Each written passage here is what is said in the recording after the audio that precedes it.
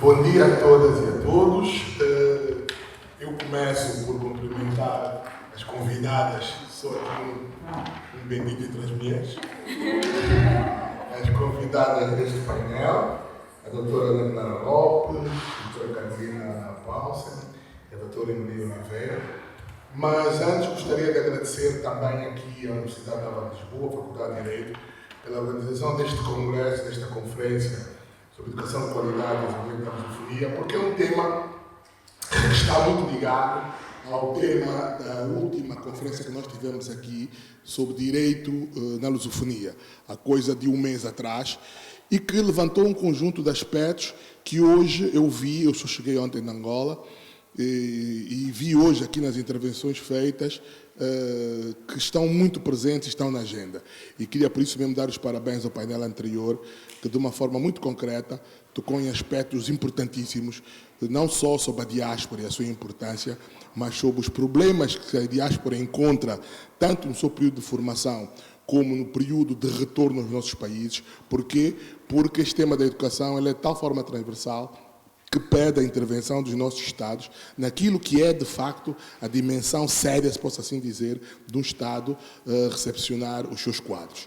Grande parte dos problemas que nós temos nos países africanos, e não só, eu estava a pensar também em Timor e no mundo todo, é a forma como os Estados depois se apropriam do investimento que ele próprio faz, em parceria com outros Estados, mas na forma de enquadramento das pessoas, uma vez regressadas aos países. Eu gostei muito da intervenção da professora Juliana, que tocou no tema, que falou sobre Timor. Porquê? Porque disse muito bem que o tema da educação e o tema da formação e o tema do desenvolvimento não se pode esgotar somente em protocolos. Nós temos todo um debate que vai para além dos protocolos. Os protocolos ficam nas gavetas, mas depois as sociedades civis é que têm que se organizar e dar forma a que isso continue. E, neste sentido, o tema, a parte 2 do nosso tema, que é a educação na diáspora, problemáticas e oportunidades, vai aqui também, de uma forma transversal, tocar em alguns aspectos que me parecem ser muito importantes para essa discussão. Eu vou começar por pedir à doutora Ana Clara Lopes, que é graduada pela Pontifícia Universidade Católica de Minas Gerais, e que nos vai falar sobre a educação brasileira inclusiva quanto aos portadores do transtorno do espectro autista, uma análise sobre as legislações brasileiras e a efetiva inclusão dos portadores do transtorno nas instituições de ensino. Um tema extremamente importante, penso no Brasil e não só nos nossos países todos. Por favor, doutora. Muito obrigada. Primeiramente, bom dia, não, boa tarde a todos. Em até 15 minutos. Ok, obrigada.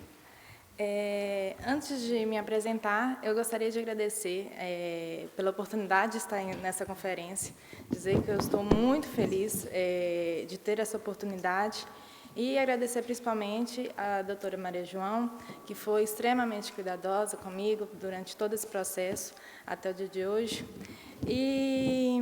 E estou muito feliz por apresentar justamente um dos temas que eu mais gosto e que precisa tanto ser debatido e precisa ser conhecido, que é o autismo. Portanto, meu nome é Ana Clara, eu sou brasileira e, antes disso tudo, eu sou prima e madrinha do Gabriel, que é o autista que me inspira e sempre me inspirou durante toda a minha carreira acadêmica, que sempre foi voltada ao autismo.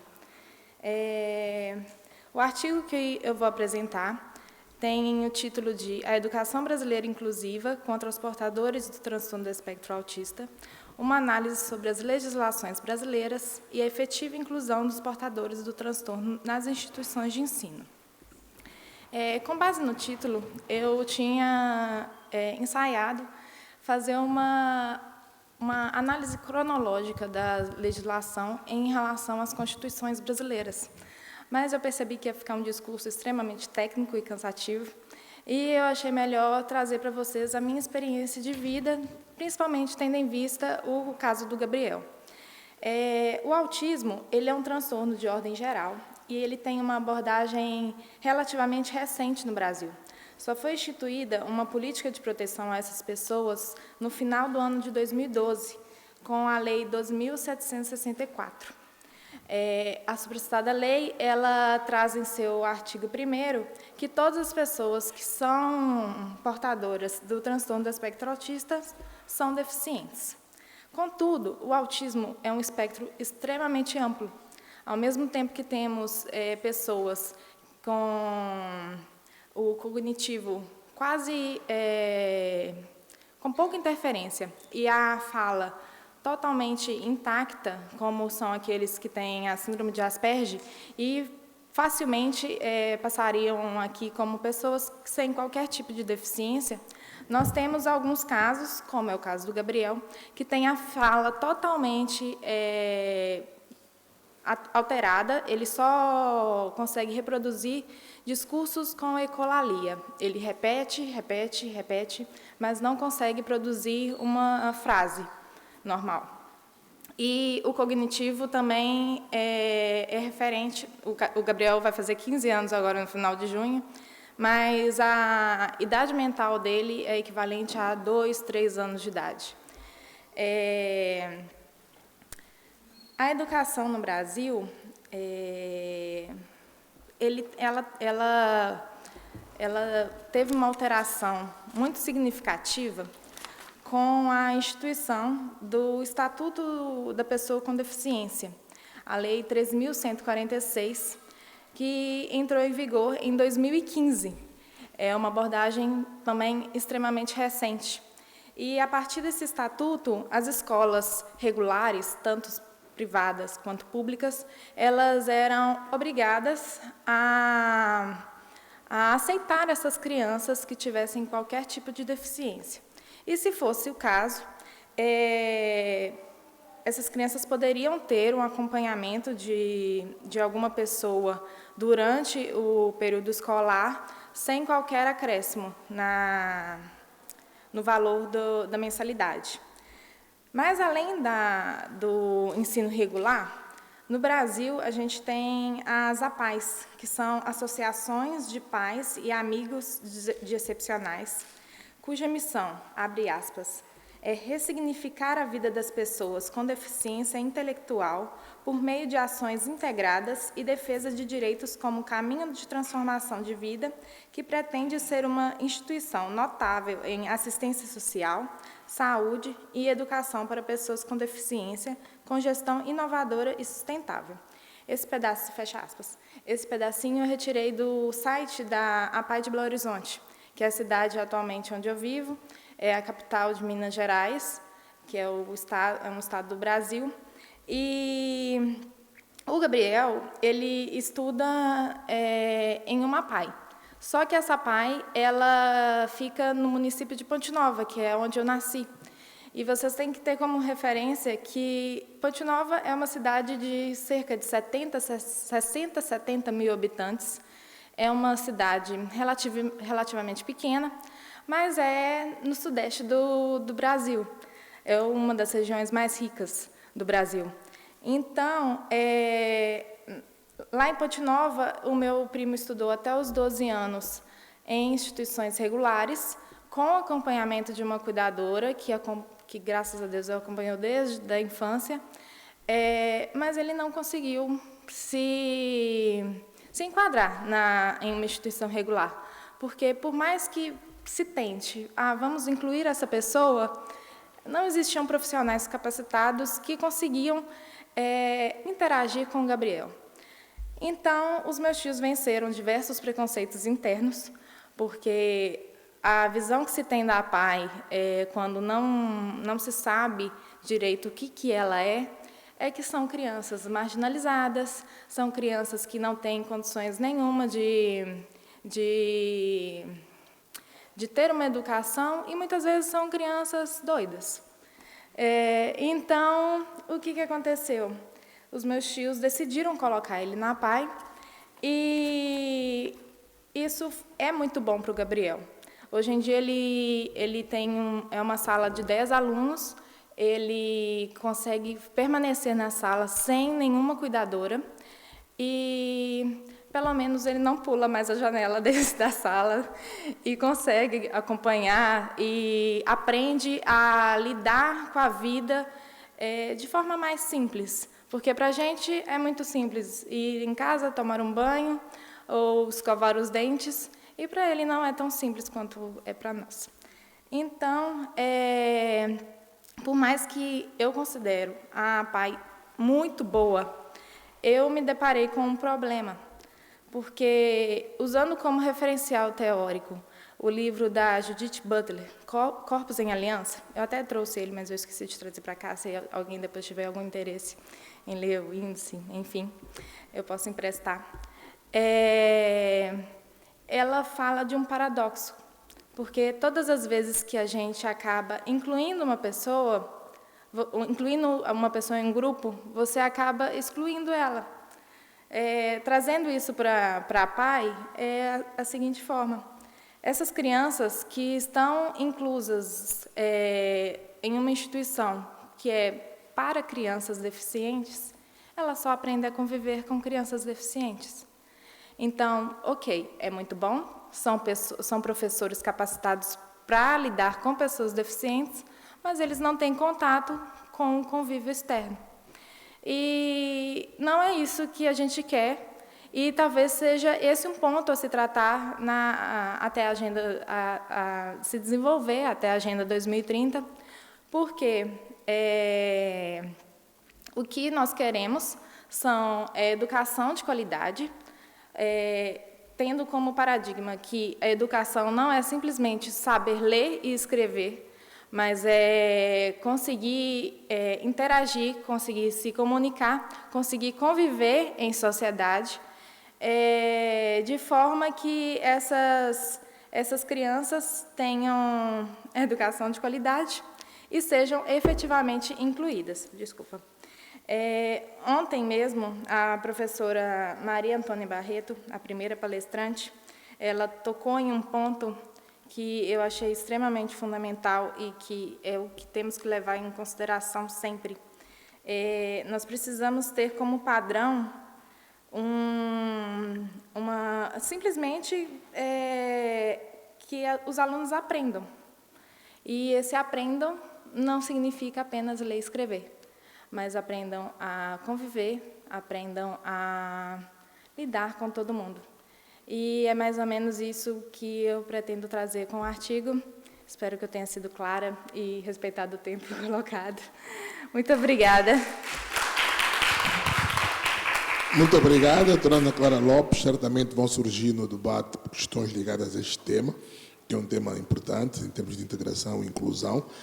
Vou chamar a doutora Carolina Paulsen, do Instituto Interamericano de Direitos Humanos, para falar sobre ações afirmativas nas universidades federais brasileiras e os novos paradigmas para a inclusão social e racial no Brasil. Por favor. Bom dia, boa tarde a todos. Eu queria dizer que é uma honra e um privilégio estar aqui, agradecer e parabenizar a Universidade Nova de Lisboa, na pessoa da Maria João Carapeto, que foi sempre tão solícita e tão simpática com a nossa participação.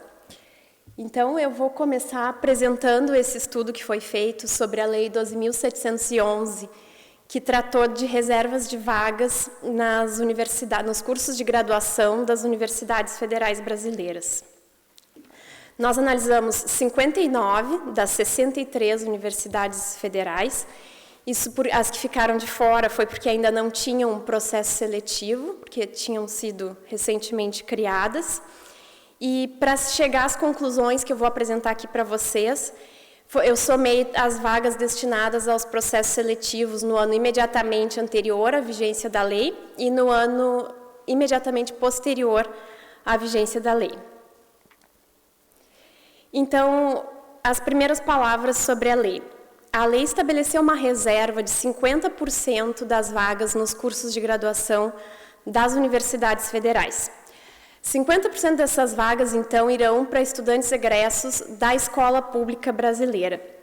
Dentro desses 50%, há uma distribuição entre estudantes de famílias cuja renda familiar não exceda um salário mínimo e meio.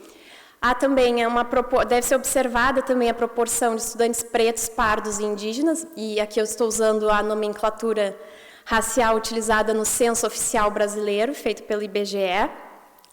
E agora também entre as pessoas com deficiência, uma alteração que foi incluída em 2016 pelo Estatuto da Pessoa com Deficiência.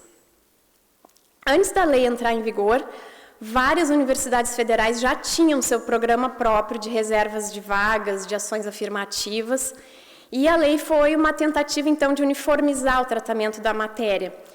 Ela veio com uma implementação gradual. No primeiro ano, as universidades poderiam reservar apenas 12,5% das vagas, desde que gradualmente se chegasse a 50% no máximo até o ano de 2016. Algumas universidades já optaram por aplicar a lei na sua integralidade já no primeiro ano, reservando, portanto, 50% das suas vagas, e outras optaram por fazer progressivamente, porque não tinham certeza se seriam destinados os recursos adequados para se manterem esses estudantes na universidade. Então, inicialmente, eu queria explicar a necessidade dessa lei no Brasil, contextualizar o direito à ação afirmativa no caso brasileiro. Esse gráfico que eu trouxe aqui mostra a evolução da escolaridade média no Brasil. A escolaridade média de um jovem negro com 25 anos de idade gira em torno de 6,1 anos de estudo, enquanto que um jovem branco da mesma idade tem 8,4 anos de estudo. Nós temos uma diferença aí de 2,3 anos de estudo entre a população jovem branca e a população jovem negra. Isso por si só já é um número alto, mas há um outro fator muito importante a ser observado, que é a evolução histórica e a tendência de longo prazo de manutenção dessa discriminação. Esse gráfico aqui tem a escolaridade média dos adultos brancos e negros, de acordo com o ano de nascimento, iniciando com os nascidos em 1929 e terminando com os de 1974. Como nós podemos ver, a escolaridade média de ambas as raças cresce ao longo do tempo, mas o padrão de discriminação racial expresso pelo diferencial nos anos de escolaridade entre brancos e negros se manteve estável entre as gerações. O paralelismo das curvas é impressionante e demonstra claramente o padrão de discriminação racial vivido pelos negros no acesso à educação. Há, portanto, no Brasil em curso um mecanismo estrutural de discriminação que beneficia os brancos e exclui os negros da universidade. Aqui também nós temos uma outra estatística gravíssima. Nós temos aqui um gráfico que mostra a composição racial da universidade brasileira até o ano de 2001. Ela é uma composição muito clara do Brasil pós-abolição. O Estado brasileiro, na virada do século XIX, ao invés de investir na qualificação dos ex-escravos, que agora se tornaram cidadãos do país, optou por substituir os poucos espaços de poder da sociedade brasileira pelo estímulo e pelo apoio à imigração europeia. Os imigrantes europeus que chegavam, também sem nenhuma ou com pouquíssima qualificação, recebiam arrendamento de terras do governo, empréstimos, sementes, e com isso eles experimentaram uma ascensão social e econômica impressionante, enquanto que os negros foram empurrados sistematicamente para as margens da sociedade. Após a abolição da escravatura, nós não pagamos nenhuma indenização, nós simplesmente dissemos, agora vocês estão livres. Mas não houve um programa de integração dos ex-escravos à sociedade brasileira. E essa política foi consistente durante todo o século XXI. Então, com isso, nós chegamos no século XX, e aí nós chegamos ao século XXI com um grande déficit de representatividade na academia brasileira. Esse gráfico aqui mostra que em 2001 nós tínhamos a população negra representando 47% da população brasileira, mas ocupando apenas 2% das vagas nas universidades públicas. E enquanto que os brancos eram 52% da população brasileira, com 98% dos alunos universitários. Isso é inadmissível, isso é um apartheid cultural silencioso que foi imposto no país, que apesar de nunca ter tido uma lei de segregação racial explícita, como nos Estados Unidos, relegou a população negra, negou o acesso a bens públicos como saúde, educação, e eu acho que essa estatística é vergonhosa, porque nessa época Um pouco antes, o Brasil estava na ONU criticando a África do Sul por ter um regime de apartheid, sem perceber o apartheid estava acontecendo nas nossas fronteiras. Então, como que nós chegamos a esse estado de coisas? Alguns antropólogos e brasilianistas atribuem bastante responsabilidade, por isso, ao discurso oficial da brasilidade, do convívio cordial, da inexistência de racismo, que foi bem explicitado na obra de Gilberto Freire, que para alguns contribuiu para encobrir esse escândalo da discriminação sistemática sofrida pelos negros no Brasil. Esse discurso foi reforçado pelo regime ditatorial na década de 70, que tentou impor uma unificação nacional falsa, inclusive suprimiu as categorias de raça do censo do IBGE. E desde a década de 30, então, esse foi o discurso oficial no Brasil, celebrando uma suposta mestiçagem e cordialidade de convívio social, mas que, na verdade, silenciou uma desigualdade gritante e desvantagens inadmissíveis impostas aos negros e aos índios da população brasileira. Então, meditar e problematizar essa ausência de negros na universidade brasileira passa um pouco por revisar essa brasilidade que ocultou deliberadamente um dos nossos problemas mais graves como nação. Por isso, também, toda vez que o movimento negro apresentava suas demandas, questionava a existência do racismo no Brasil, essa justificativa era usada para silenciar suas demandas, sob pretexto de que não existe racismo no Brasil. Ou seja, até a identidade, as demandas dos negros foram negadas no nosso país, infelizmente. Então, aqui, só para trazer um pouquinho a peculiaridade do racismo no Brasil, que no caso brasileiro, como explica o professor José Jorge de Carvalho, nós não podemos definir o racismo como a adesão a uma filosofia de superioridade racial, porque no caso do Brasil o racismo é muito mais estrutural do que explícito. Então, nós temos aqui, podemos definir o racismo não pela adesão a um credo de superioridade racial, mas sim pelo efeito continuado dos discursos que celebram a mestiçagem e silenciaram a afirmação da condição de negro no Brasil.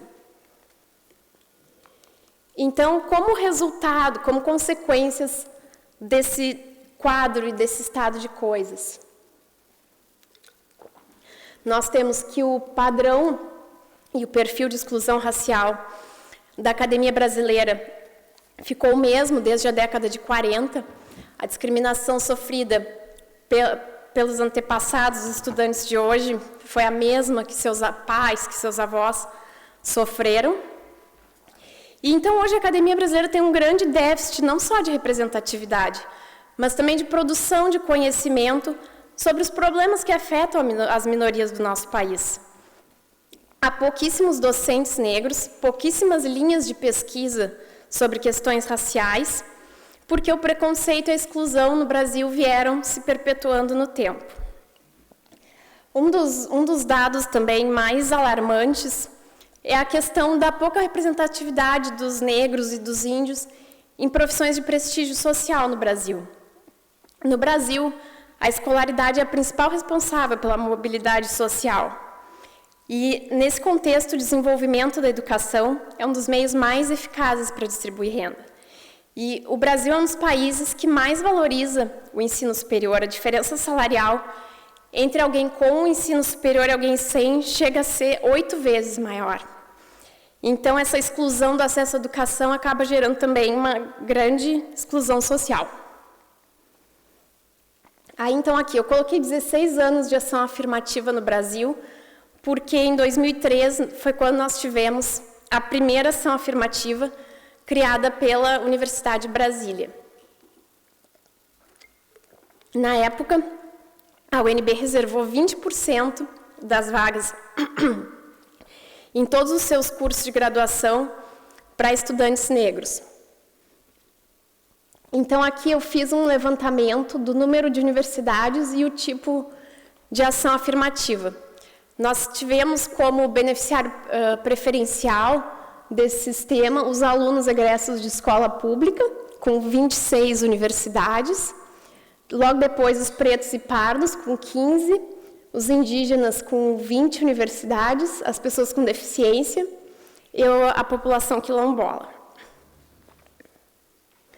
Então, agora, passamos um pouquinho para as características da ação afirmativa no Brasil, que isso também tem gerado algumas controvérsias. Em primeiro lugar, o critério é o da autoidentificação, ou seja, o estudante, no momento vestibular, se declara como pertencente a uma minoria. Esse é o critério, inclusive, recomendado pelo Comitê da Discriminação Racial da ONU, por ser o que melhor atende ao direito à autodeterminação da pessoa.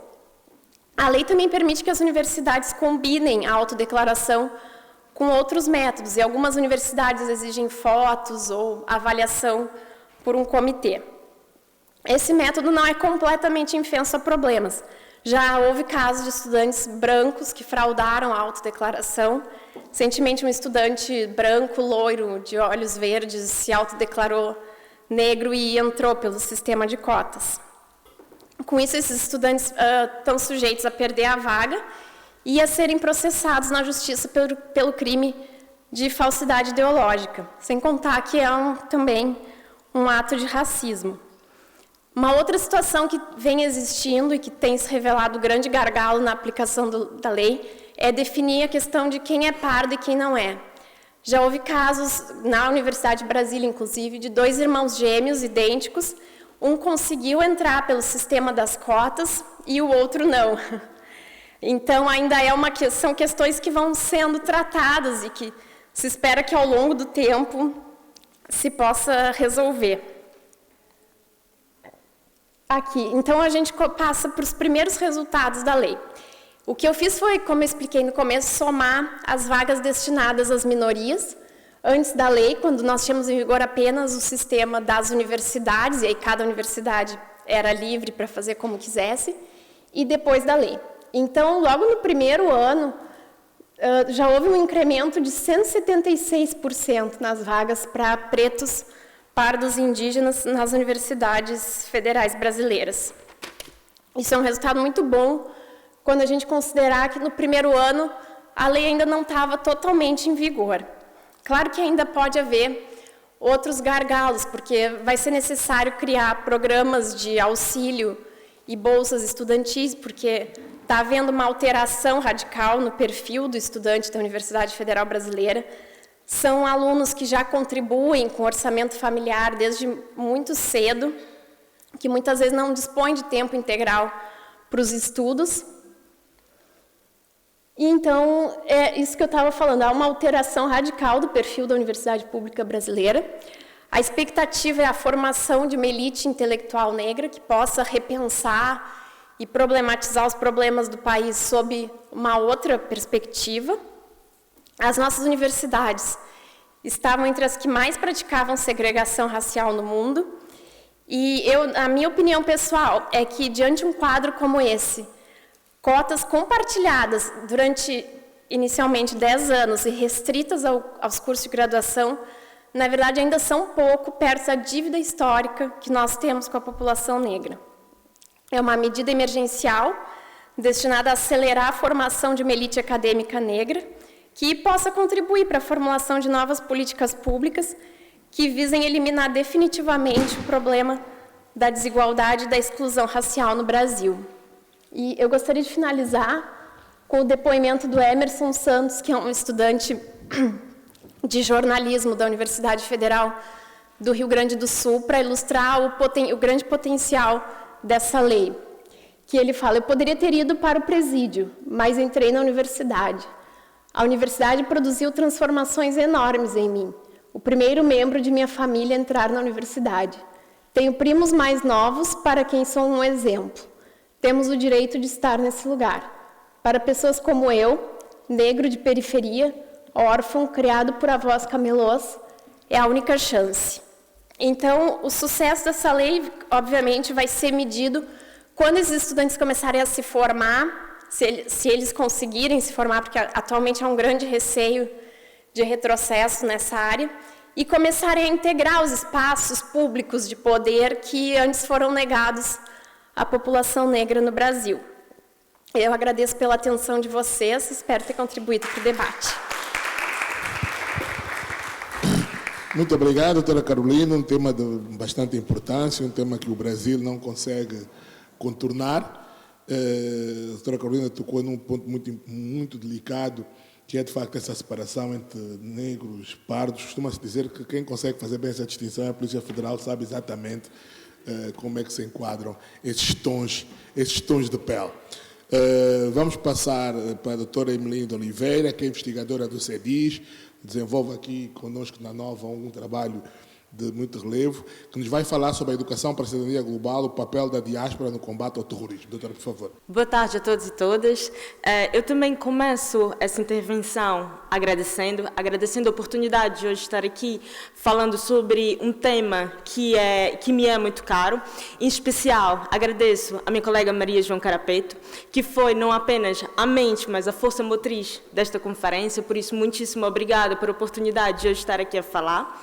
Também aproveito para cumprimentar as minhas colegas de painel e o senhor professor Otávio Vanduna, que é verdadeiramente uma honra ter assim como moderador. E apenas como uma parte, antes de iniciar verdadeiramente a apresentação, eu gostaria de falar algo relativo à sua apresentação, aproveitando que não tivemos o debate e acho que seja importante. Há pouquíssimo tempo, na verdade foi no mês passado, a Associação de Estudantes da Faculdade de Direito da Universidade Nova de Lisboa aprovou o Núcleo de Estudantes Internacionais da Faculdade. E esse núcleo foi uma iniciativa, pensou-se inicialmente através dos estudantes do PALOP, da faculdade, em que perceberam as dificuldades enfrentadas, exatamente aquelas dificuldades que mencionou durante a sua intervenção, processo, quando chegavam, as dificuldades em perceber quais eram os departamentos administrativos a que tinham de seguir, tirar um NIF, tal número de identificação fiscal, que é o nosso CPF, onde vou, com quem faço, com quem devo falar, e depois a ideia foi estendida, porque se percebeu que não era uma questão restrita aos estudantes do PALOP, tínhamos estudantes do Brasil, estudantes chineses também, por isso criou-se o Núcleo de Estudantes Internacionais, que é feito pelos próprios estudantes, dando apoio aos novos estudantes que chegam na Faculdade de Direito. Portanto, eu tenho imenso orgulho de ter essa iniciativa aqui na faculdade, também como uma estudante que veio... Obrigada. Veio de outro país, por isso era apenas uma parte à apresentação. Agora, passando diretamente à apresentação, eu já me desculpo de início, porque, sendo também uma académica, terei de passar por conceitos, definições, é a parte chata da academia, mas penso também seja importante. A minha investigação como doutoranda é na área do direito das migrações, que é uma área bastante abrangente. Especificamente, trabalho com migrações e segurança, e por isso acho que seja importante, por vezes, fazer algumas diferenciações, pois, como juristas, sabemos que, se a definição alterar, muda-se também a própria aplicação da legislação. E, por isso, começo exatamente pelo próprio conceito de diáspora, que é o conceito principal desse painel e do painel que o antecedeu. Ora, não é um conceito de todo unânime. Existem várias formas de se caracterizar como alguém possa ser considerado fazer parte de uma comunidade diaspórica. Aqui eu trouxe 5 autores, peço desculpas, não sei se dá para ver também, mas para quem tiver interesse eu posso partilhar a apresentação.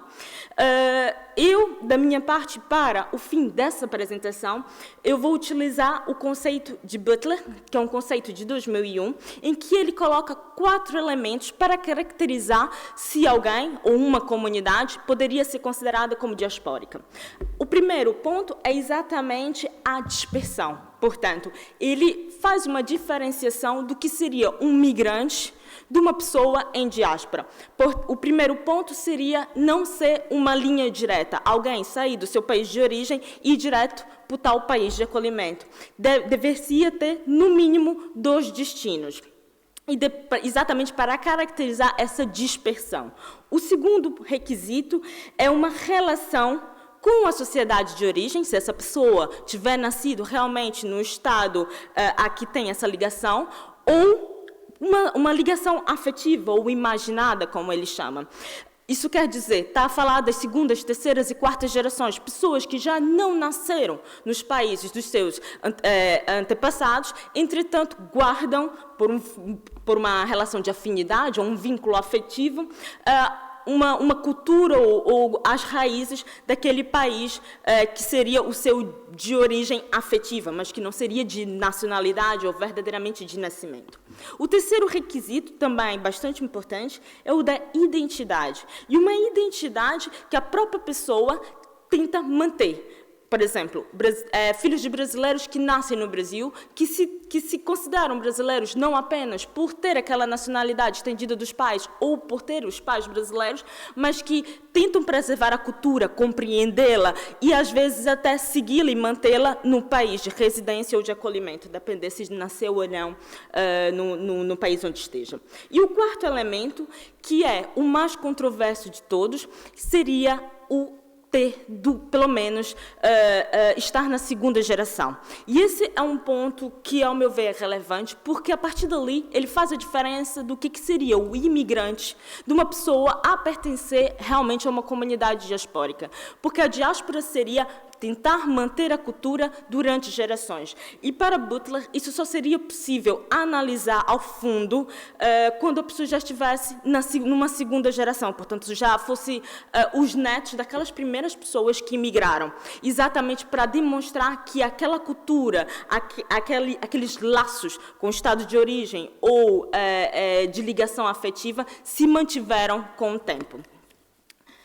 Em continuidade, e acho importante trazer essa relação das comunidades diaspóricas e os conflitos. E, para isso, eu sigo os estudos de Amanda Roth, em que, primeiro, ela inicia o seu debate falando dos atuais conflitos, dizendo que os conflitos contemporâneos estão mais ligados às questões relacionadas à identidade, ultrapassando aquela ideia da luta entre os Estados-nações que buscavam uma hegemonia nacional, muito na ideia afincada no realismo. Ela diz que hoje, grande parte dos conflitos estão relacionados à identidade nacional, religiosa, étnica, cultural. É claro que ela não exclui disso os objetivos políticos, mas ela diz que a parte das ideologias, sejam por elas mesmas, ou elas são a causa do conflito, ou são manipuladas como instrumentalizadas durante os conflitos, mas que existe essa questão da política de identidade que deve ser considerada. Ainda, ela traz nos seus estudos a questão de que são exatamente os civis, nos tais conflitos, principalmente nos conflitos armados, que são os principais alvos de violência.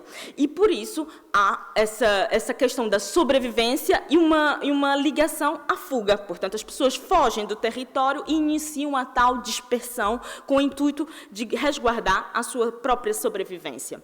E, através das gerações, criam-se as tais identidades transnacionais. Portanto, aquelas pessoas que mantêm afinidades ligados à cultura, à religião, aos aspectos do país de onde são originários ou de onde os seus ancestrais são originários, com relação, com uma ligação do país para onde elas foram fixar residência ou que as acolheram.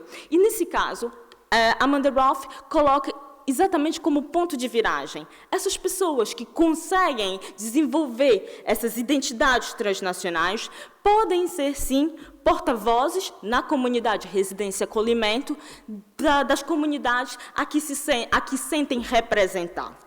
E, relativamente a isso, eu vos trago a resolução do Conselho de Segurança do ano de 2015, que é uma resolução número 2250, intitulada Juventude, Paz e Segurança. Essa resolução, ela vem chamar a atenção, e aqui eu não vos ponho os pilares da resolução, mas exatamente o preâmbulo que levou à existência dessa resolução. E é bastante interessante porque essa resolução vem indicar que os jovens, eles podem ser, sim, eles têm uma força motora para contribuir para a paz e para a prosperidade econômica, inclusivamente contribuindo para a tal ideia de justiça e reconciliação entre os povos.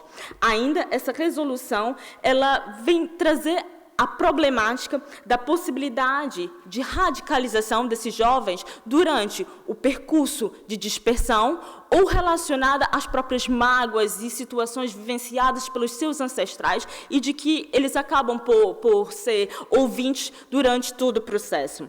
Entretanto, essa resolução vem dizer que os jovens eles podem ser, sim, modelos positivos para garantir a prevenção contra o extremismo, especificamente o extremismo violento, que pode levar ao terrorismo.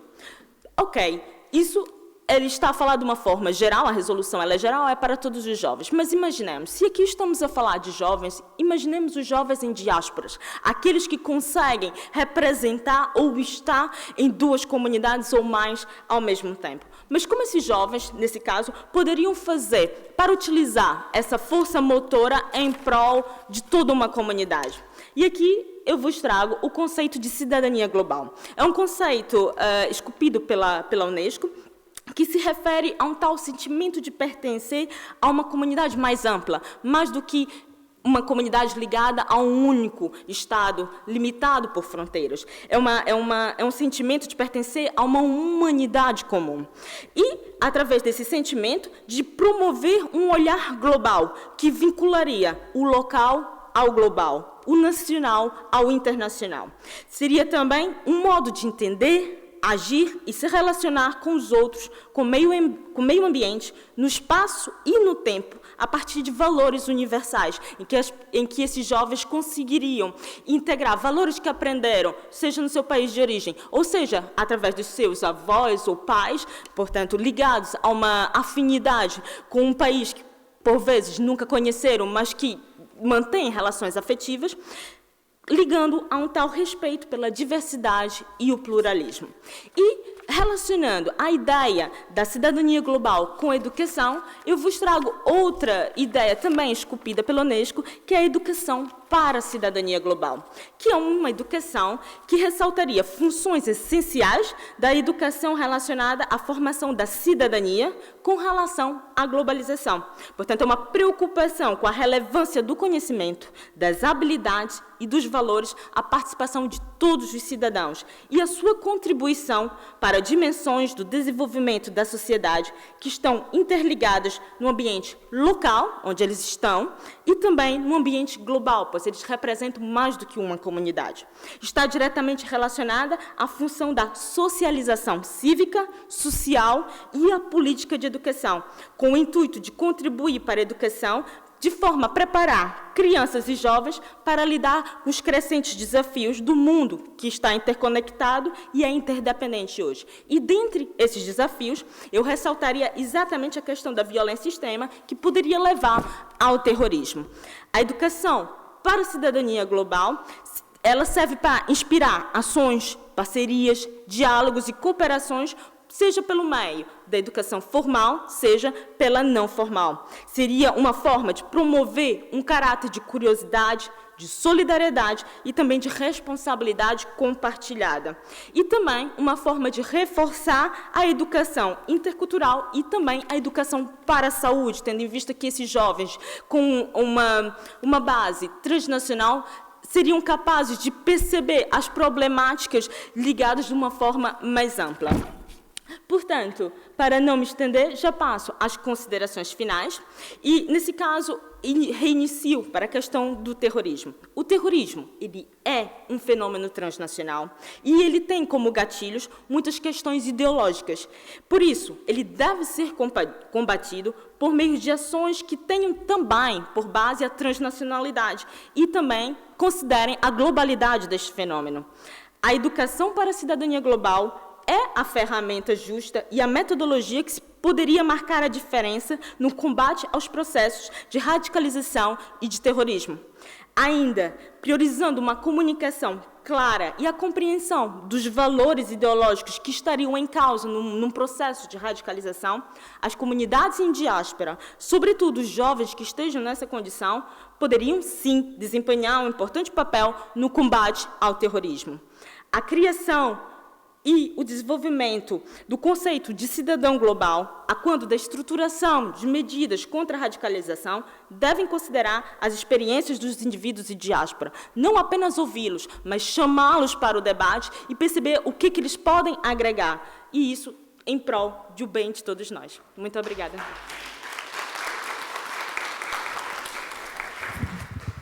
Muito obrigado, doutora Melinda Oliveira, um tema também de muita importância, muito interesse. Eu vou abrir para o debate, temos aqui 15 minutos, 20 minutos, estamos ali a dizer a organização, para debatermos. Eu ia pedir que se identificassem, que colocassem as questões de forma bastante objetiva, para que depois aqui os participantes do painel possam responder.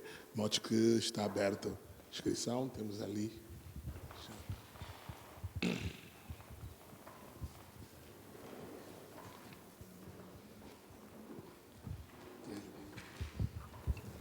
Olá, obrigada. Sou Aua Baldé, sou doutoranda na Universidade Católica Portuguesa. Obrigada às três. O professor Vanduna realmente está em excelente companhia, sobretudo visto aqui. É um privilegiado.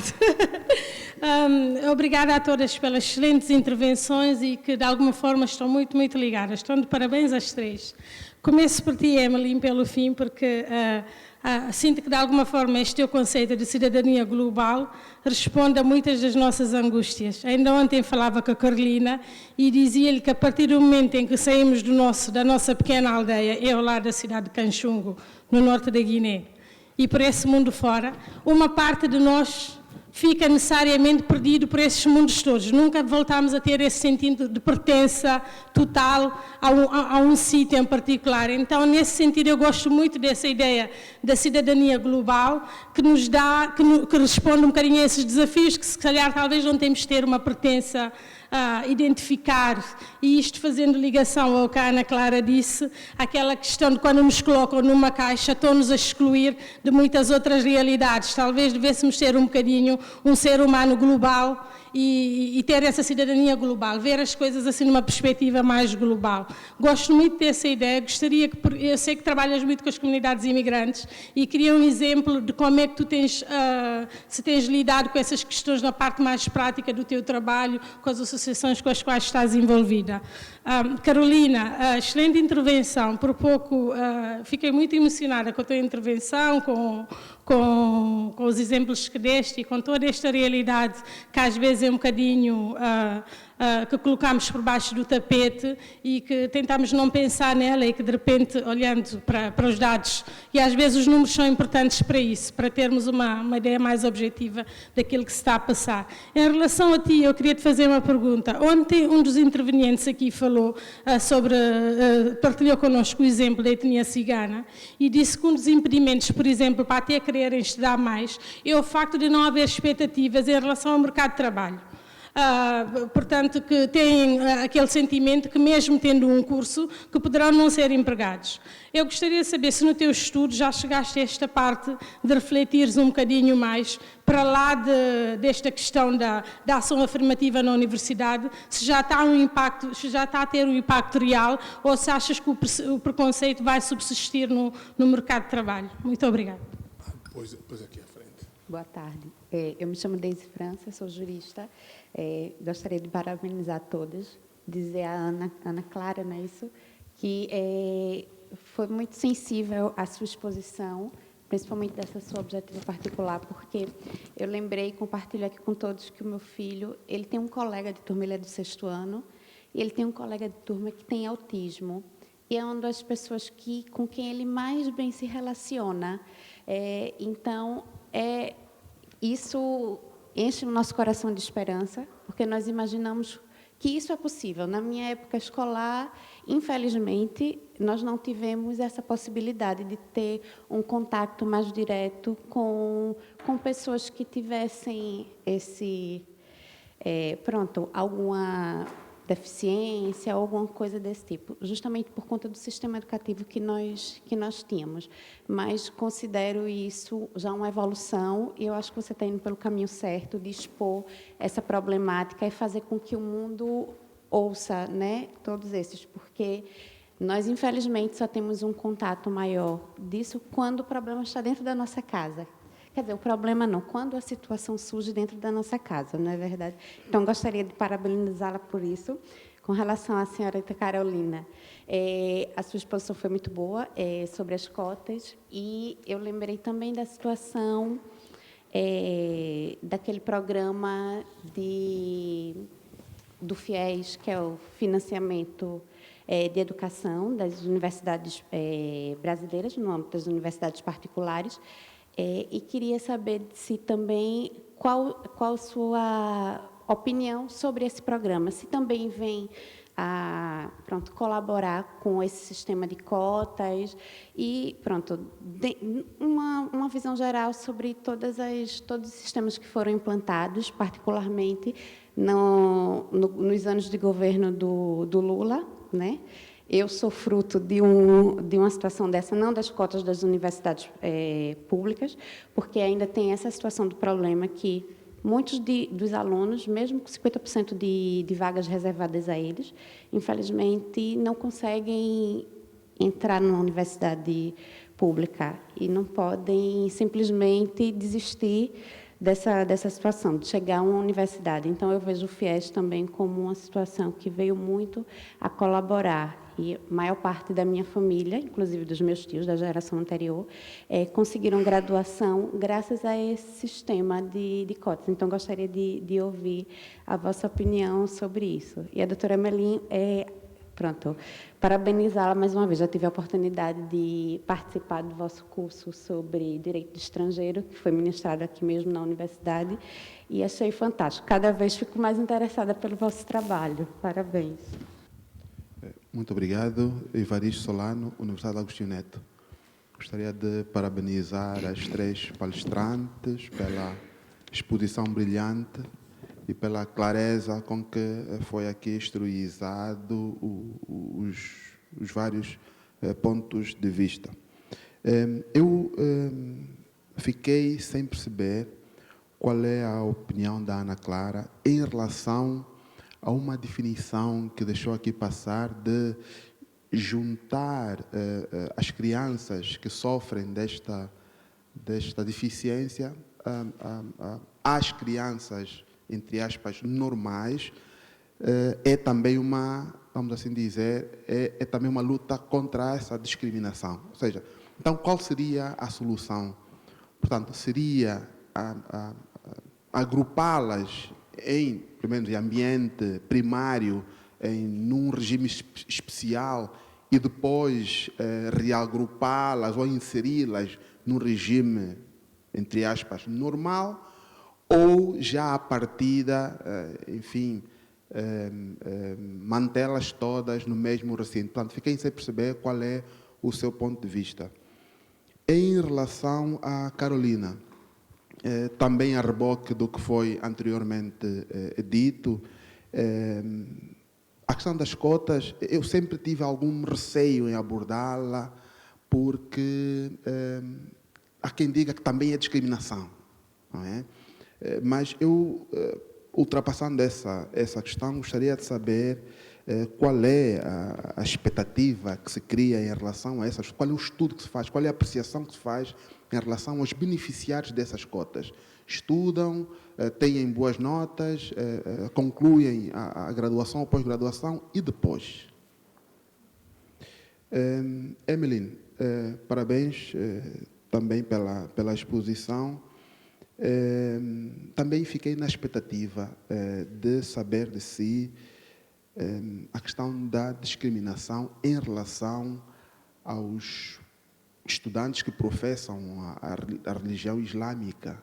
Portanto, o facto de serem, digamos, islâmicos já os cataloga como sendo potenciais terroristas. Portanto, até que ponto é que este dever de informação não será também uma discriminação, não será também uma forma de isolá-los, uma forma de monitorizá-los e mantê-los sob vigilância? E se não seria melhor ocultar este dever de informação da sua religião? Obrigado. Primeiro ali, depois para São perguntas rápidas.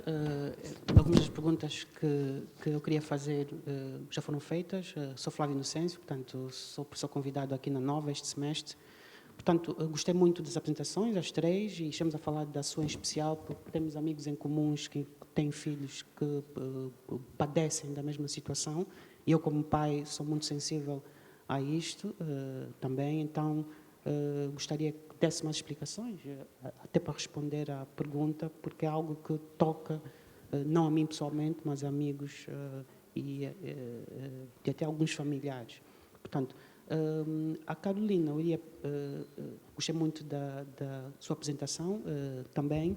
Portanto, eu gostaria de saber se, portanto, há alguns estudos, portanto, em termos comparados, estou pensando nos Estados Unidos, que também teve uma grande população escrava, porque eu acho que o modelo do continente americano foi muito semelhante, embora são realidades muito diferentes, mas sei que há um caso judicial agora nos Estados Unidos em curso, porque do que aconteceu nos Estados Unidos, eu gostaria que desse o seu comentário, uma vez que conhece esta área melhor do que eu, contra a Harvard.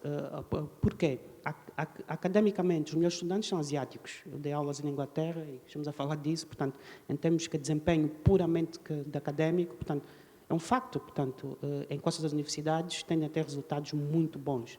E foi uma associação que estudantes asiáticos que colocou, portanto, Harvard em tribunal. E sei que há outros casos, mas sei que este caso seja julgado no Tribunal Federal de Boston e provavelmente vai para o Supremo Tribunal, que vai ter que se pronunciar outra vez sobre a questão das cotas dos Estados Unidos. E gostaria de saber até que ponto isto pode ter um efeito no Brasil ou se há algo semelhante. Outra questão é a questão da pobreza. Eu olho para a diversidade do ponto de vista amplo. Eu não olho só para género, eu olho para a pobreza, olho para a etnia, olho para a religião. Portanto, eu tenho um conceito amplo de diversidade que é o que nós devemos ter, não só um restrito. Então, gostaria que falasse sobre a questão que muitos têm se pronunciado, se não era melhor substituir as cotas raciais pelo critério pobreza, ou acumular os dois. Portanto, Aimelin, obrigado pela apresentação. Portanto, a minha questão é muito simples, muito semelhante aqui do Dr. Evaristo, que é, eu dei aulas no Reino Unido e nós somos obrigados a ser informadores praticamente do home office, que é o equivalente da administração interna cá, no Ministério do Interior em Angola. Existe um programa que obrigatoriamente todo docente tem que passar, do abrigo de um programa que chama-se Prevent, precisamente para ver a radicalização dos estudantes. Sejam de extrema-direita, aliás, os casos mais referenciados são estudantes até neonazis no Reino Unido, que mais referências há para o home office. Mas o programa sei que foi feito por causa da radicalização de estudantes muçulmanos, que em todas as universidades inglesas são uma minoria muito significativa. Então, eu queria saber a sua opinião, que provavelmente isto vai ser copiado por outros Estados europeus e mesmo os Estados de países que estão em vias de desenvolvimento. Silvia, acabei de me apresentar, acho que precisa apresentar mais. Parabenizo as três, acho que cada uma no seu estilo e no seu assunto foram muito interessantes. Para a Ana Clara, fiquei emocionada, né? Esses relatos pessoais sempre emocionam, e vou direto ao ponto. Tem um texto do Bauman que eu gosto muito, quando ele fala sobre minorias, e ele diz que, na verdade, às vezes, você formular espaços, inclusive no campo do direito, para as minorias, quem não está nem enquadrado no campo das minorias fica mais excluído do que antes. Então, eu queria te perguntar que ações você acha que seriam interessantes para incluir, para além da lei, para incluir esses que estão mais excluídos ainda.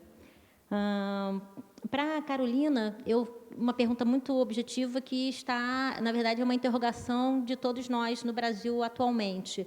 Qual a perspectiva que você tem para essas políticas de ações afirmativas no atual governo? Bom, para a Emelin, eu vou te fazer uma provocação. como professora de Relações Internacionais. Será que quando nós não trabalhamos com a categoria terrorismo, nós não ajudamos a reificar determinados discursos hegemônicos? E aí sim, né, você tem dominações em relação, acho que foi colocado um pouco antes, né, em relação a determinados grupos, porque quando você coloca em determinadas ações de diplomacia ou política externa, etc., ou política de segurança, né? Você coloca na chave terrorismo e aí vem tudo, né? É o tipo físico da pessoa que não consegue entrar num país, né? No visto. Então, eu queria te fazer essa provocação, se você acha de fato interessante pensar essas questões desse modo como tem sido pensado. Obrigada. Eu gostaria de parabenizar a todas, principalmente a Carolina, por tratar de um tema que é tão delicado no Brasil. Eu gostaria de dizer que eu sou cotista no Brasil, em escola particular, mas como negra, pessoa de baixa renda e de escola pública, e dizer que se não fossem as cotas, eu não estaria hoje aqui na Nova de Lisboa. Então, se não fosse... É muito importante para nós, e você vê a perspectiva que essa política traz para nós. Parabéns, grandemente, pelo trabalho. E eu gostaria de perguntar justamente o que a doutora Silvia estava questionando sobre a questão da meritocracia, que é uma coisa que a gente ouve muito durante a faculdade e agora também com o novo governo virou um discurso que está fora também, sem questão de política, esquerda ou direita, porque é uma questão que agora realmente a população como um todo está falando e a gente, como cotista, fica um pouco desconfortável. Gostaria que você falasse um pouco sobre isso, mas parabenizar a todas. Foi realmente um ótimo painel. Obrigado. Eu, como moderador, também tenho uma questão, que é uma questão para as três apresentadoras. Dizer que eu acho que o que estas conferências têm de bom é exatamente isso, é nós conseguirmos encontrar um denominador comum nas várias comunicações com um tema como este agora, que no fundo é o tema da exclusão. Em relação à Ana Clara, eu gostaria de dizer que também fiquei bastante sensibilizado, sobretudo porque, como alguém disse aqui, essas coisas só nos tocam, ou pelo menos tocam-nos mais, quando nós temos casos muito concretos. Eu sou pai de uma criança Down, e vivo em Angola, e nasceu no Brasil, ela, e estou neste momento, estamos todos com a mão na massa em relação a esse tema da integração. Ela estuda a escola normal, aliás, até dentro das nossas próprias famílias, como é que isso é encarado, não é encarado, por isso eu gostei muito. E a minha questão, que vou colocar no final, tem a ver muito com a forma como, quando se faz esse tipo de estudo e de pesquisa, a gente deixa de lado algo que é muito importante, que é o problema não está nas crianças especiais e se calhar está na desconstrução que é preciso fazer junto da sociedade para melhor internalizar e lidar com estas questões. Porque quando nós vamos tentar arranjar espaços para estas crianças terem, de facto, a tal dita vida normal, se calhar estamos ainda a sublinhar ainda mais o estado de exclusão que elas se encontram. Gostaria que a Ana Clara tocasse um pouco nesse ponto. Em relação à Ana Carolina, também é um tema que me toca, sobretudo porque eu sou negro, mas também porque estudei no Brasil, fiz o meu mestrado e o meu doutoramento no Brasil, e isto era sempre um tema que estava na agenda. Aliás, isso é um tema que está na agenda desde a escravatura. Mas agora, o problema é ver também se, quando se faz esse tipo de pesquisa, não devemos colocar logo na agenda, não é o problema das cotas, o problema da lei, mas como é que também desconstruímos na sociedade um preconceito, um pré-conceito que existe nas pessoas, que existe na sociedade como um todo, depois ao lidar com estas pessoas que são beneficiárias das cotas, com sucesso, com mérito, no sentido de elas serem aceites naquilo que é o mundo do trabalho, ou então, pelo facto de terem sido cotistas, não são estigmatizadas depois pelo mercado de trabalho e pela sociedade em relação à sua forma de integração. Porque no Brasil há um problema que sempre me preocupou, é que este tema do racismo e o tema da exclusão pela via racial é sempre um problema do outro. não é? As pessoas nunca se revêem neste problema. Eu tive várias situações em seminários de doutoramento, os meus colegas e os professores envolviam-se numa discussão sobre essa questão racial e depois perguntavam, bem, mas vamos tirar aqui a prova dos 9. O Zé Otávio acha que há racismo aqui no Brasil? Eu dizia, bem, a minha resposta vai para que vocês pensem, vocês é que têm que pensar se há ou se não há. As evidências estão aqui. Agora vocês têm que pensar nisso. Por quê? Porque as pessoas passam sempre para o outro, ninguém quer ficar com o ónus de encarar este tema como um tema transversal na vida social brasileira. Por isso eu gostaria de saber se na pesquisa da Carolina, a Carolina vai criar um espaço para também refletir um pouco sobre a desconstrução que é preciso fazer na própria sociedade brasileira, e ali a professora Silvia tocou num ponto que é fundamental, como é que a Emily dizia que era pegadinha, eu acho que sim, como é que num governo como o atual no Brasil isso vai ser tratado. Para a Emily, lá está também a mesma questão, que é a questão de desconstruirmos essa ideia do terrorismo a partir de alguns pressupostos que a mídia, a sociedade como tal, o mundo do direito, às vezes nos levam, né? Essa história de assim, eu vou estudar, outro dia alguém me dizia, a minha tese vai ser sobre o terrorismo no Islão. Bem, porque o terrorismo no Islão, ele parte de um princípio que este tema do terrorismo tem a ver com o Islão. Por quê? E que elementos ele tem para, a partir daí, querer fazer uma pesquisa a partir do terrorismo? Uma coisa, não, eu vou fazer uma pesquisa sobre os carteiristas no metrô de Lisboa a partir da diáspora africana. É a partir do princípio que os carteiristas do metrô de Lisboa, em princípio, tem uma ligação com a diáspora africana. Então, eu gostaria de saber como é que a Emily vai lidar com este tema, que é um tema muito interessante, que é educação para a cidadania global. E esta sala já é reflexo desta cidadania global. Somos todos locais globais. E o papel da diáspora no combate ao terrorismo sem ter que colocar entre parênteses depois o Islão, o catolicismo, os hindus, e deixarem aberto que o tema fale por si, porque se calhar os meus terroristas nem são estes, ou quem tem inclinação para o terrorismo não está ligado a isso. E como eu dizia, a pergunta geral para as três, para fechar, é a questão da desconstrução de toda uma narrativa que nos acompanha desde pequeninos, na nossa contextualização social, que nos leva depois a partir do princípio que, e nós não temos a certeza que é assim. De modo que agora passa a palavra, começa ali. Obrigada a todos pelos comentários. Ok. Eu acho que todos os questionamentos giraram em torno da solução que eu teria. O problema é que eu não tenho uma solução imediata.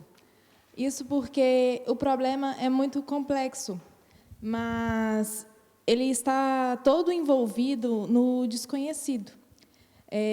Eu digo isso tocando numa ferida minha mesmo, porque o Gabriel, a gente só foi descobrir que ele era autista quando ele tinha 7 anos de idade. Antes disso, ele era, que menino agitado, que menino sem educação, que menino hiperativo. Ele era quase taxado como um doido, até pela minha própria família. Até o momento que começamos a descobrir e que houve, efetivamente, o diagnóstico de autista. O problema também, além do desconhecimento, que gera o preconceito, é que, se há professores que conseguem lidar com uma sala de 10 alunos sozinhos, cada um com sua deficiência pontual. Na sala do Gabriel mesmo, há crianças com síndrome de Down. Por que, em uma escola regular, eles não conseguem lidar? Pelo desconhecimento. E o autista, ele é muito específico. Igual eu toquei na hora da minha exposição, existem autistas que possuem síndrome de Asperger, que, se você conversar com ele, você nem vai perceber que ele é autista. Só que ele tem uma dificuldade enorme em se comunicar, mas, geralmente, são pessoas que têm habilidades muito específicas e são caracterizados por serem muito bons naquilo especificamente. Eu penso em, futuramente, trazer essa pesquisa para um projeto de mestrado, para eu ter mais tempo de pesquisar sobre isso, por isso que até na hora da exposição eu falei na possibilidade de estudar isso para a Agenda 2030, porque realmente eu vou ficar devendo para vocês, a princípio, uma solução. Mas eu acho que, de forma imediata, eu acho que nós poderíamos nos sensibilizar mais para conhecer o outro. E, dessa forma, se você conhece a outra pessoa, você vai acabar aprendendo a lidar com ela. Então, dessa forma, você vai conseguir produzir educação.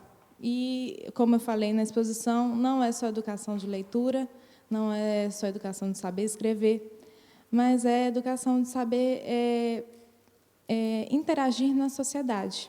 Eu espero que eu tenha, de alguma forma, respondido as perguntas, mas, infelizmente, não há, assim, uma solução para o problema. Eu queria muito ter, espero um dia conseguir essa solução e passar para vocês. Caso tenha restado, assim, algum ponto, podem me falar que eu, até, talvez particularmente, alguém queira conversar, estou à disposição. Obrigada, viu?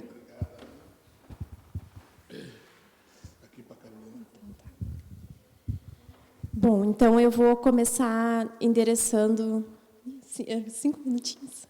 Muitas perguntas. Eu vou tentar responder tudo, então, mais ou menos junto. A pergunta da aula sobre o preconceito no mercado de trabalho pós-graduação. É fato que no Brasil existe preconceito, existe racismo. No mercado de trabalho, principalmente no setor privado, isso o preconceito é muito mais presente. O Brasil recentemente aprovou também uma lei para haver cotas em concursos públicos para pessoas com deficiência e para negros também. Então, se espera que, aos poucos, esse preconceito venha sendo superado, na medida em que aumente cada vez mais a proporção de pardos e negros presentes na força de trabalho de profissões assim tidas como de maior prestígio social. A nossa expectativa é que, com o tempo, esse preconceito diminua. Também me perguntaram sobre o FIES, e esse também é um dos precedentes, na verdade, da Lei 12.711. Foi o primeiro sistema de cotas no Brasil e foi muito bem sucedido. Criou essa reserva em universidades privadas, o governo ajudava a financiar os estudos em universidades privadas e havia uma preferência para as universidades que privilegiassem as minorias. Um outro precedente importante também foi o REUNE, que buscou reaparelhar as universidades federais. E até no meu estudo, um levantamento que eu fiz foi que justamente um índice altíssimo de universidades federais beneficiadas pelo REUNE acabaram instituindo a sua ação afirmativa em 2008, que foi o ano de instituição, porque uma das diretrizes do REUNE era dar recursos adicionais para as universidades que criassem ações afirmativas. Então, tanto o FIES quanto o REUNE, que é o Programa de Reestruturação das Universidades Federais, foram precedentes importantíssimos da Lei 12.711. Me foi perguntado também sobre o desempenho e principalmente sobre a vida, né, após a graduação. No Brasil já há estudos que o desempenho dos estudantes cotistas é igual, se não superior ao dos estudantes que ingressaram pela ampla concorrência. E isso porque a diferença no processo seletivo é de cerca de 20% da nota. E todos os professores e pedagogos com quem eu conversei me falaram que esse percentual, do ponto de vista pedagógico, é quase irrelevante. E a realidade tem se visto, assim, são estudantes que trabalham, é uma outra realidade que até então não estava presente nas universidades federais, que até então eram ocupadas por pessoas brancas de classe média. Mas tem havido um esforço assim, muito grande mesmo do pessoal que ingressa pelas cotas para conseguir se formar e ingressar no mercado de trabalho. Também sobre o caso de Harvard, que me foi perguntado. Eu não sei se a decisão judicial nos Estados Unidos vai ter alguma influência no Brasil. O problema do Brasil atualmente é que nós temos um governo abertamente racista, contrário a qualquer política social e que busque fomentar a igualdade no Brasil. Então, eu acho que, independentemente do resultado que nós tivermos nos Estados Unidos, a situação vai continuar preocupante no Brasil. A questão de cotas sociais e cotas raciais. Eu acredito que até seria melhor para o Brasil ter uma cota exclusivamente racial, porque no Brasil raça e pobreza meio que se confundiram devido ao histórico pós-abolição do Brasil. Quando nós abolimos a escravatura, o Brasil não pagou nenhuma indenização. Basicamente, vocês estão livres, e então as populações negras acabaram se aglutinando nas periferias dos grandes centros, sem acesso à saúde, sem acesso à educação. E, assim, eu não tenho os números aqui comigo, mas depois, quem me perguntou pode vir falar comigo e eu posso passar por e-mail. Que já há dados assim, de que a pobreza afeta muito mais a população negra do que a população branca. Há diferenças salariais também. Então, eu até acredito que o critério racial seria mais interessante para o país, mas as cotas sociais também beneficiariam a população negra, já que os bolsões de pobreza no Brasil, se eu não me engano, são compostos 70% por negros. A pergunta sobre a meritocracia, ver o teu depoimento assim, me emocionou, eu quase chorei. Assim, a gente começar a ver os primeiros resultados dessa política é uma coisa que não tem preço. Então, eu queria dizer que esse argumento da meritocracia é uma falácia, com toda a história de escravidão e de sofrimento que a população negra sofreu no Brasil, e com todo esse sistema que foi criado, na verdade, sempre houve uma cota de 100% para brancos, porque nós universalizamos a meritocracia, mas nós não universalizamos as condições para competir em igualdade de condições. Então, é como se uma pessoa negra se dispusesse a cruzar um rio a nado, e o outro, de classe média, alta, que tem condições de cursar cursinhos caros, particulares, vai num barco a motor, e quando chega na linha de chegada, nós só medimos o tempo que eles levaram para fazer essa travessia. Nós não levamos em conta todos os obstáculos que tiveram que ser superados. E, por exemplo, o caso dos Estados Unidos, o Brasil inventou esse sistema que, em tese, tentaria ser objetivo, ao contrário dos Estados Unidos, que leva em conta todo o histórico de vida, analisa cada aluno objetivamente. A gente fez o contrário, a gente criou o vestibular, onde tenta ser o mais impessoal possível. O aluno recebe até um número, para não haver nenhuma forma de identificação. Mas a verdade é que não existe um direito a ser avaliado unicamente com base numa prova que a gente faz em um dia. E o que eu queria dizer é que, se tem alguém que tem direito de estar lá, esse alguém são vocês. Na verdade, deveria ser 100%. E a questão também do estigma das cotas e o preconceito, e falar um pouco sobre a situação do governo atual. Para mim, estigmatizar um aluno cotista é uma forma de preconceito também. Porque, como eu disse, as adversidades que um aluno cotista tem que enfrentar para poder ingressar no sistema, depois para poder se formar, para buscar o seu lugar ao sol no mercado de trabalho, não dá nem para comparar com as facilidades que um aluno branco de classe média tem. É fato que, inicialmente, eu acredito que vai haver, sim, esse estigma. Mas todas as questões de realocação de recursos e de espaços públicos, um espaço que antes era ocupado quase que 100% por uma elite, é óbvio que vai haver resistência, inicialmente, a dividir esse espaço com quem, historicamente, nunca estava lá, estava servindo as pessoas. Mas eu acredito que, historicamente, se a lei se manter, eu acredito que isso vai ser superado, a crescente presença da população negra nas universidades, por si só, eu espero que contribua para superar um pouquinho desse preconceito.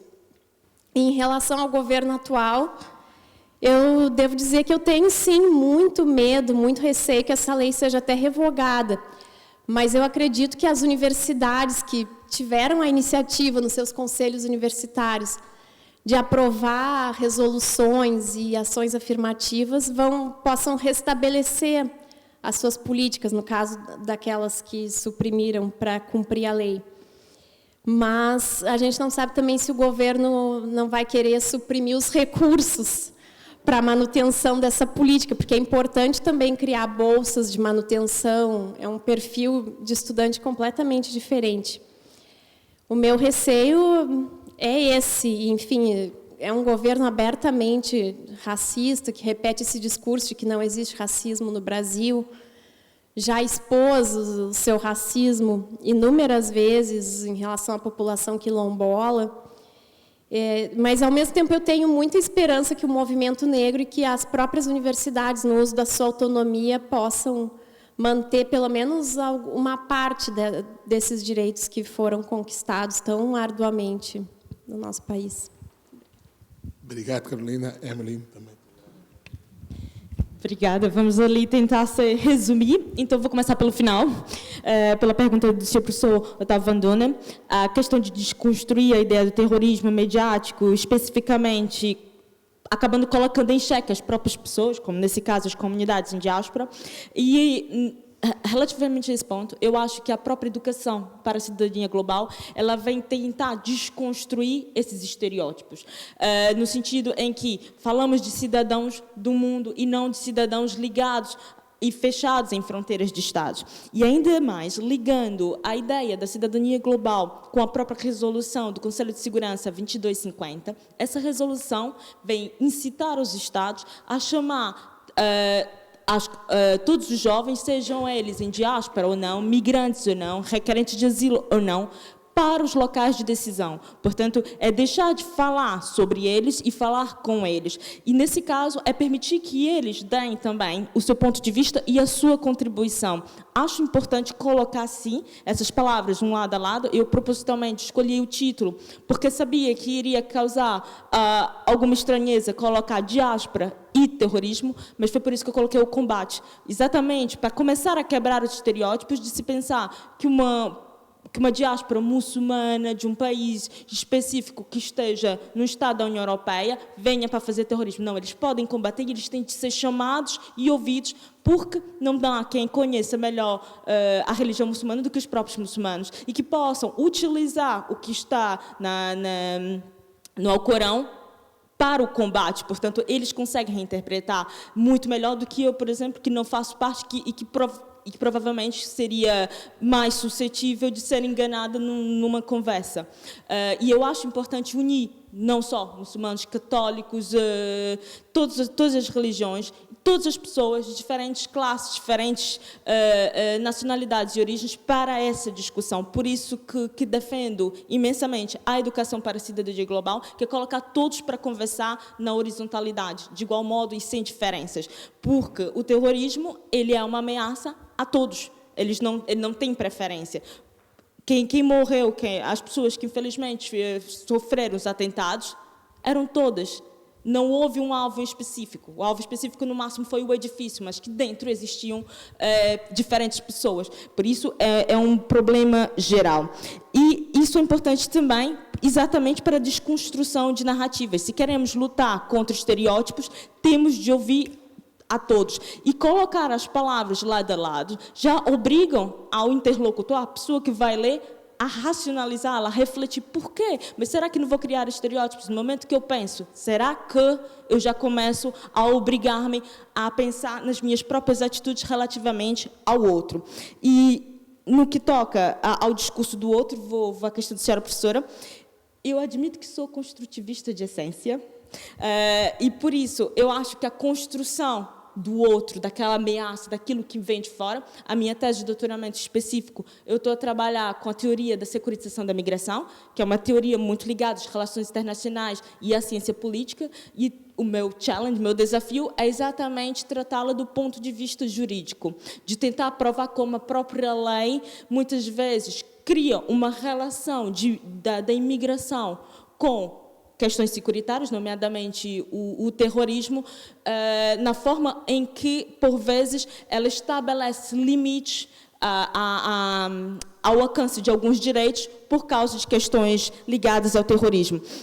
E volto, acaba por ser, de certa forma, a mesma resposta. Acho que a educação para a cidadania global, ela vem exatamente tirar o estigma do outro e convida todas as pessoas a falarem entre si.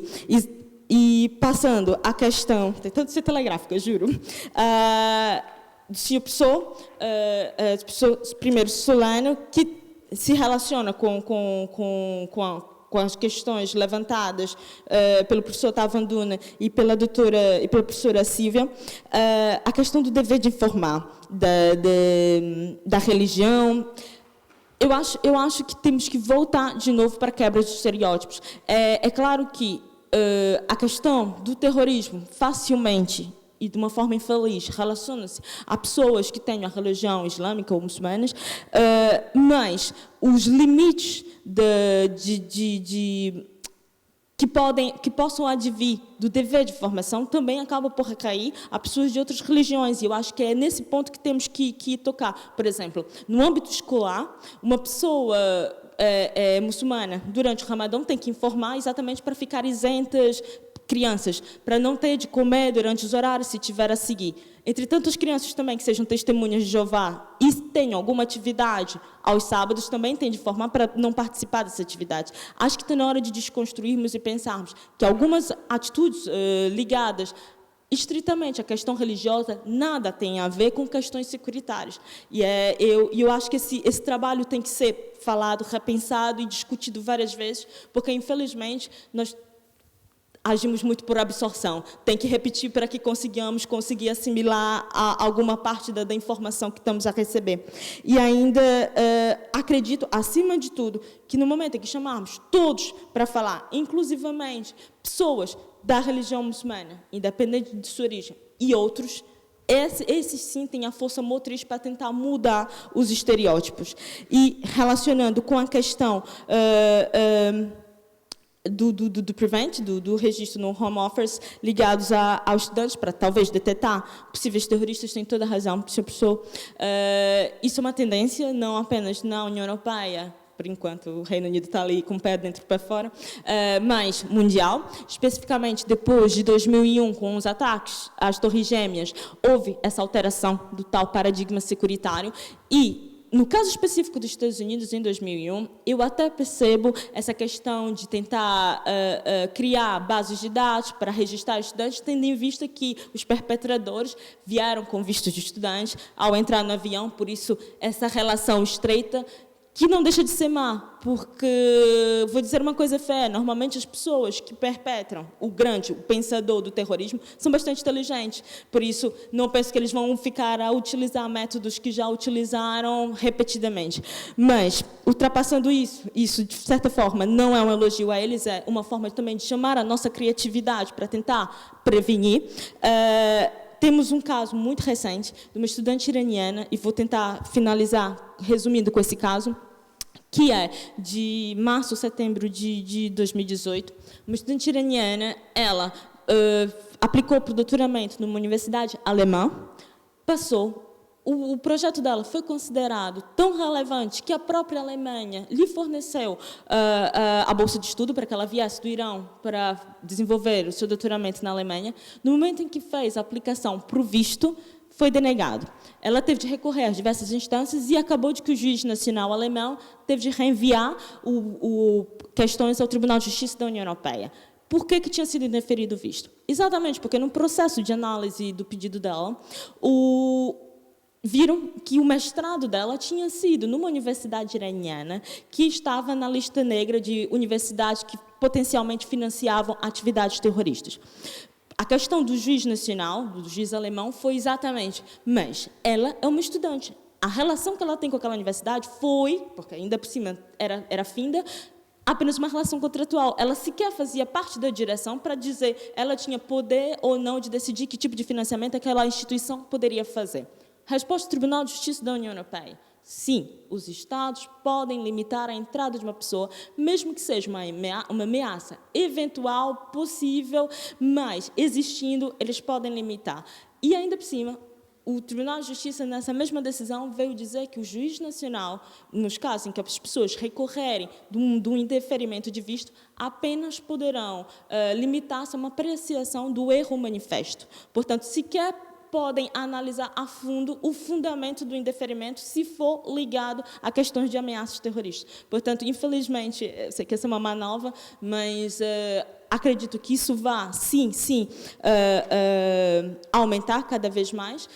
Temos Portugal, que positivamente está permitindo que estudantes venham e possam solicitar a sua autorização de residência diretamente em território nacional, mas as universidades acabam por ter uma obrigação também de comunicar quem são aquelas pessoas que foram aceites nos cursos. Portanto, para o estudante em si, é menos uma obrigação, mas é que essa obrigação agora recai nas universidades.